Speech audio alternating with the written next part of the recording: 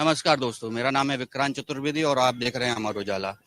Digital बाबा एक ऐसा शब्द हमें सुनने को मिला है जो थोड़ा सा चौंका रहा है। वैसे तो ये महाकुंभ की धरती है, तो यहाँ पे नागा सन्यासी, दंडी सन्यासियों के बारे में सुना होगा, लेकिन आज बात करते हैं डिजिटल बाबा की और उनका नाम ऐसा क्यों पड़ा और इसके पीछे क्या कारण है वो भी हम जानते हैं।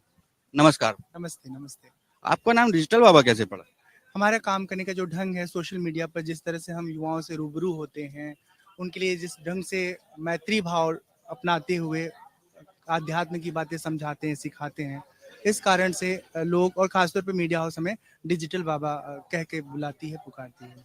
अच्छा, आप युवाओं को किस तरीके से मोटिवेट करते हैं, बताएंगे थोड़ा? हाँ, ज़रूर। जब भी हम कहीं ऐसी जगह होते हैं जहाँ ढेर सारे संख्या में युवा हैं, वहाँ पर हम उन्हें अपनी ओर बुलाते हैं नमस्ते करके, और फिर उनसे पूछते हैं कि क्या आप धर्म के बारे में, अध्यात्म के बारे में कुछ समझते हैं, जानते हैं? अगर वो जानते हैं तो कहते हैं कि आप बताइए, और जब वो बताते हैं तो उनकी जहाँ-जहाँ समझ में कमियाँ हैं, उसे हम ठीक करते हैं। क्या लगता है बाबा जी आपको, आज अपना यूथ जो है इस समय जो जी रहा है जीवन, उसमें आध्यात्म की कमी है?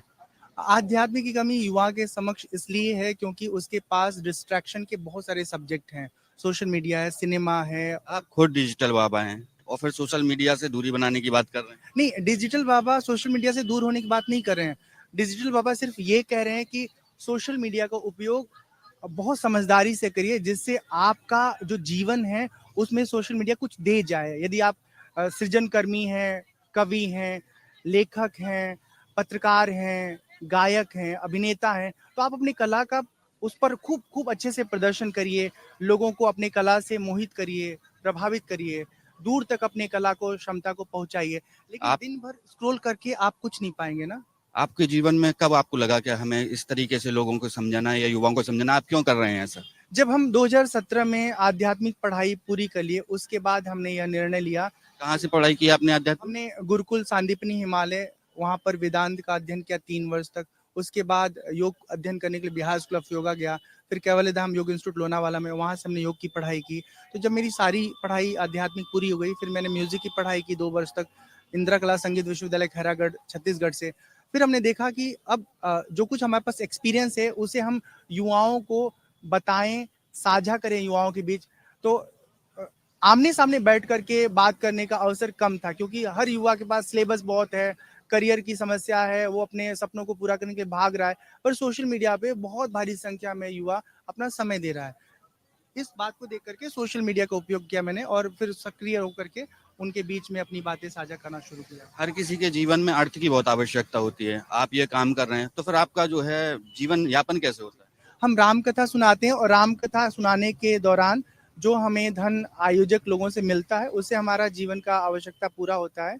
मुझे लगता है कि आध्यात्म व्यवसाय का विषय नहीं है। बहुत ईमानदारी से, साफ़गोई से मैं बात कर रहा हूँ। आध्यात्म सेवा का विधा रहा है। हमारे पास जो ज्ञान है, हम आपको दे रहे हैं, और जो अच्छे लोग हैं, जब ज्ञान से लाभान्वित होते हैं, तो हमारी ज़िंदगी की ज़रूरतों का ख़्याल रखते हैं। अच्छा, एक चीज़ बताइए, इस बार का जो महाकुंभ है वो आपकी नज़र में कैसा रहा है? कुंभ बहुत बहुत प्रभावशाली रहा, खासतौर पर कुंभ का जो डिजिटलाइजेशन सोशल मीडिया पे दिख रहा था, उसमें युवा प्रभावित होकर बहुत भारी संख्या में आए, और यहाँ आने से एक बहुत बड़ा लाभ युवाओं को ये हुआ कि उन्होंने जीवंत देखा धर्म क्या है, आध्यात्म क्या है, साधु संतों की परंपराएं क्या है, वर्ण जो आश्रम व्यवस्था है, और ब्रह्मचर्य आश्रम, गृहस्थ आश्रम, संन्यास आश्रम, वानप्रस्थ आश्रम, इन सब चीज़ों का जीवंत उन्होंने स्वरूप देखा है। ये बहुत, हमें लगता है कि ये पुनरुत्थान काल चल रहा है सनातन धर्म का। जिस डिजिटलाइज दौर में हम जीवन जी रहे हैं, उस प्रभाव के कारण युवा न चाह के भी कुंभ के झलकियों को, कुंभ के विषय वस्तुओं को देख रहा है, उससे परिचित हो रहा है। आपको लग रहा है कि सनातन के लिए इस तरीके के आयोजन बहुत सहायक हो सकते हैं? बहुत बहुत सहायक। मतलब एक तरह से ना ऐसा लग रहा है युवाओं के ज़हन में कि एक ऐसी जगह पर हम आ रहे हैं जहां आकर के पूरी तरह से प्रफुल्लित हैं, आनंदित हैं, और भीतर से वो बहुत सुख का अनुभव कर रहे हैं।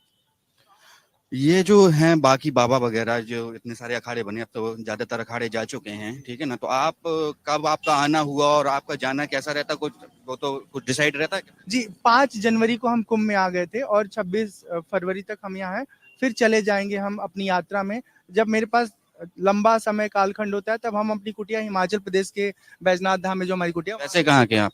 ऐसे हम गोरखपुर के रहने वाले हैं, जन्मभूमि देवरिया है, पर पले बढ़े गोरखपुर विश्वविद्यालय से बीकॉम किया और बीकॉम करने के बाद अयोध्या से हमने दीक्षा लिया वैष्णव परंपरा में और वे 2008 से लेकर 2017 तक हम अध्ययन में अपना जीवन लगाए रखे। तो आप इसी साइड क्यों नहीं रहे, उधर क्यों चले गए? हिमाचल इसलिए गए क्योंकि पहाड़ हमको बहुत बहुत बहुत प्रिय लगता है और वहाँ सुकून है, वहाँ भागम भाग नहीं है, वहाँ वहाँ छीना झपटी नहीं है। आप आध्यात्मिक व्यक्ति हैं तो आपको शांति बहुत चाहिए, आपका स्वभाव ही ऐसा बन जाता है। लेकिन आजकल के जो मेट्रो सिटी हैं या जो मेट्रो शहर हैं, जो बड़े शहर हैं, उनके युवा कहाँ जाएंगे सर? सब लोग पहाड़ पे तो नहीं जा सकते। हाँ, सब लोग पहाड़ पे नहीं जा सकते, इसीलिए बीच बीच में हम मेट्रो सिटी में, महानगरों में, राजधानियों में, छोटे कस्बों में, गांव में जो लोग बुलाते हैं उनके बुलाने पे जाते रहते हैं, कथा सुनाने, प्रवचन सुनाने, अपने जीवन के अनुभव को बताने। मैं आपको यहाँ पे एक बात बताना चाहता हूँ, आध्यात्म की समझ इसलिए जरूरी है क्योंकि यह समझ हमें प्रतिकूलताओं में संतुलित रहने की सीख देती है, प्रेरणा देती है, भीतर से सामर्थ्य देती है। देखिए, बाहर की परिस्थिति कभी भी संतुलित नहीं होगी, हम चाहते हैं कि सब कुछ मेरे मन माफिक हो, वो कभी संभव नहीं है। आध्यात्म कहता है कि जो परिस्थिति है उसमें परिस्थिति को मत ढालो, खुद को ढल करके अनुकूल बनो, अपने आप को अनुकूल बनाओ और जैसी परिस्थिति उस परिस्थिति के हिसाब से उस कालक्रम को आप जी लीजिए, आगे फिर सब अच्छा हो जाएगा। आपके परिवार में कौन कौन है महाराज? हमारे परिवार में माता जी हैं, पिताजी हैं और हमारे छोटे भाई हैं, एक छोटी बहन है। तो माता पिता की सेवा आप कर पाते हैं? हाँ, जब हम साधु जीवन में आए थे, आध्यात्मिक जीवन में आए थे, तब थोड़ी बेवकूफियां थी, मुझे लगता था घर परिवार से जुड़ करके क्या करना, हम तो आध्यात्मिक है, हमें तो पहाड़ों में रहना है, आश्रमों में रहना है। लेकिन जब हम समझदार हुए तब हमें लगा कि जब हम सबसे मिल रहे हैं, आपसे मिल रहे हैं, तमाम श्रद्धालु जन से मिल रहे हैं, भक्त लोगों से मिल रहे हैं, तो जिन्होंने हमें जीवन दिया है उनसे भी हमें मिलना है, उनकी हमें सेवा करनी है।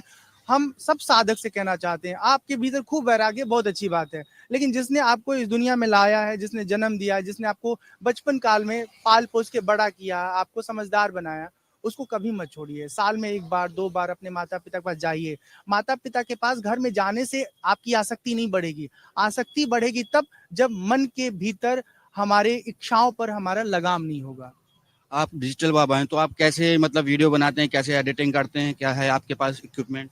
मेरे पास फोन है, प्रोफेशनल कैमकॉर्डर है, जो कहते हैं वायरलेस माइक है, एडिटिंग के लिए लैपटॉप है।